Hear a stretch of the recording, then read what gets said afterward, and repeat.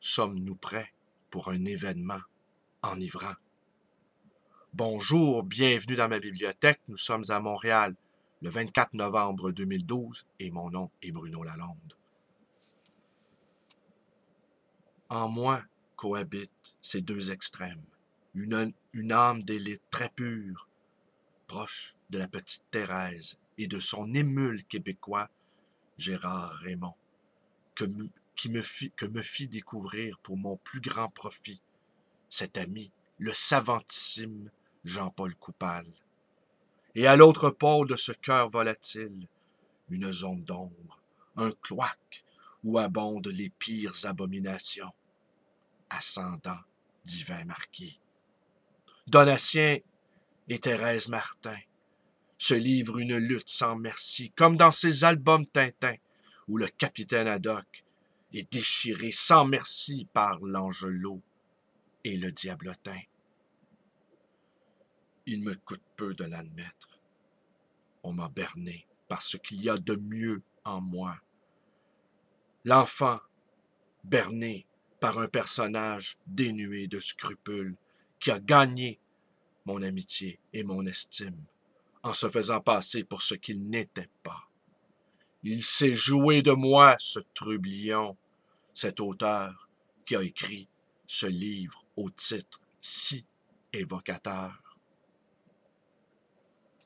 Folle naïf que je suis, je croyais que Brian Giunta, le célèbre capitaine du club de hockey les Canadiens de Montréal, avait un frère putatif, John Giunta, et que ce dernier était un amoureux éperdu de la langue française, de Solers, de Nab, et un amateur éclairé de peinture contemporaine, Basquiat, Riopelle, Miro. J'aurais dû me méfier. Pourtant, le sade en moi me prévenait de cette forfaiture, de cette tromperie. Une âme crasseuse, rien ne peut la souiller. Même le tueur en série finit par bâcler son travail. Même le criminel le plus endurci finit par se trahir. L'humain, cette créature d'aveu. Laisse-le parler. Il finira par tout avouer, ce que tu brûles d'entendre. Même le monstre le plus pugnace finit par confesser son crime. Car dans un recoin obscur caché, son âme appelle à la remise des offenses, à la rédimition salvifique. On finit toujours par se confier. Sommes-nous prêts pour un événement enivrant? Eh bien maintenant, j'apporte la preuve de ce que j'avance, tiré du livre de Marc-Édouard Nab, Kamikaze 4, Kamikaze, journal intime, tome 4. Voici ce qu'écrivit Marc-Édouard Nab le 20 octobre 1988. Et puis encore un article sur le bonheur venu du Canada. Bonheur d'occasion. De Rabelais à Joyce, de Riopelle à Modigliani, Marc-Édouard Nab pige ses références chez les artistes. Mais il décrit, il fustige et il crache dans la soupe. Le bonheur n'est pas un état d'être, c'est aussi un roman acide. Marc-Édouard Nab est la nouvelle bête noire des lettres françaises. Il n'écrit pas, il gicle, explose, vomit, jubile et crache une lave bouillante et nerveuse. Mon acidité est tout à fait désintéressée. Je n'attaque pas par calcul, j'attaque par transe. Après 4 ouvrages inclassables, 2 passages houleux à apostrophe, le premier lui a valu une giflette d'une journaliste furax.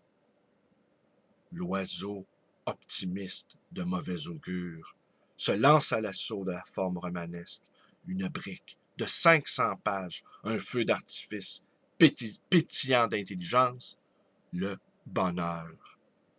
J'ai découvert le premier livre de Nab, Au régal des vermines, 1985, dans le surplus de stock d'un distributeur tout près des poubelles. Dès la première page, ce fut le choc. Pensez donc faire son entrée en littérature avec ceci. L'expression littéraire est anachronique. J'en essuierai toutes les conséquences. Je suis le médiéval d'une forme totalement révolue. Et je vous emmerde. Vermine ou pas, on en redemande. Et rapidement, la bête jette 3 autres pavés dans la mare. Zigzag, chacun mes goûts. Inédit à Montréal et l'âme de Billie Holiday.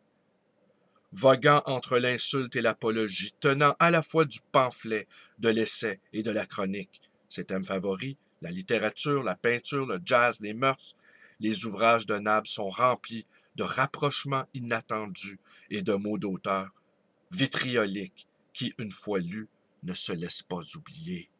Par exemple, à quoi sert Freud quand nous avons Sade? Sade encule Freud. Un peu plus loin, il enculait Nietzsche. L'anus, Bosch, se défend bien. Il est de taille. Ou encore, la femme est toute faite. C'est le ready-made de l'humanité. L'homme est le porte-clés de la femme. Une bonne brute qui cherche à décharger. Et tac! Et ce premier roman, un roman avec récit, personnages, intrigue, rebondissement. Oui, oui, mais aussi beaucoup plus. L'histoire? Cocasse. Un peintre. Andrea de Beau-Cumar, chargé de peindre des pieds en lévitation, à la manière de Fra Angelico, dans une grande fresque collective commandée par le gouvernement socio-libéral, tente de se rendre à Florence avec sa muse Athénée pour examiner de près les saints pieds exécutés par le maître italien du 15e siècle. Une trame narrative qui est surtout une occasion pour Nab d'éreinter une certaine peinture.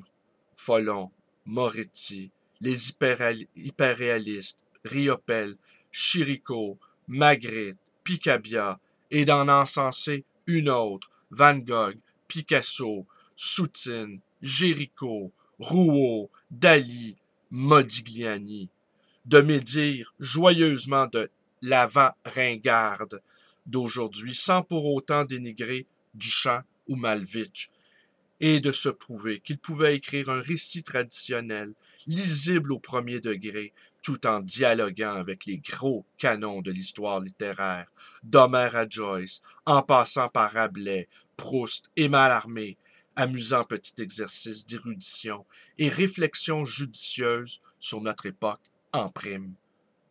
La fin, par exemple, est un hommage explicite à James Joyce, l'Ulysse de Joyce, et le bonheur de Nab se termine, et pas par hasard, par le même mot, oui.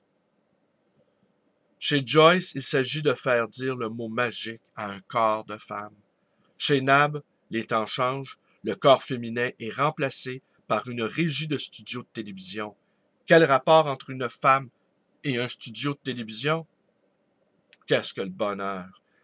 Allô les studios, avez-vous remarqué l'apparition sur le plateau d'un perturbateur foutant le bordel et nous forçant à interrompre la diffusion de cette émission où le confortable et indifférent bonheur collectif est impeccablement programmé?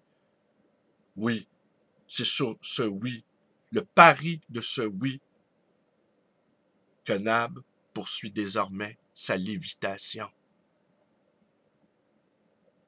Michel Dumas.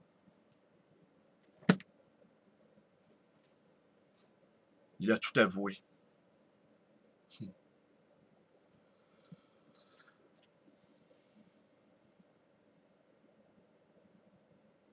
Mes vidéos vous plaisent? Vous pouvez vous abonner à ma chaîne, Bruno Lalonde. Vous pouvez aller visiter ma page Facebook, vous faire passer pour un autre, n'est-ce pas? Vous pouvez la visiter, vous pouvez devenir un ami aussi, un ami lisant. Vous pouvez me téléphoner à ma librairie, 514-736-0999. Et vous pouvez également me rendre visite à visage découvert, sans cagoule, à ma librairie, d'occasion et d'ancien. Le livre Un voyageur dans le quartier Côte-des-Neiges à Montréal. Bonne journée.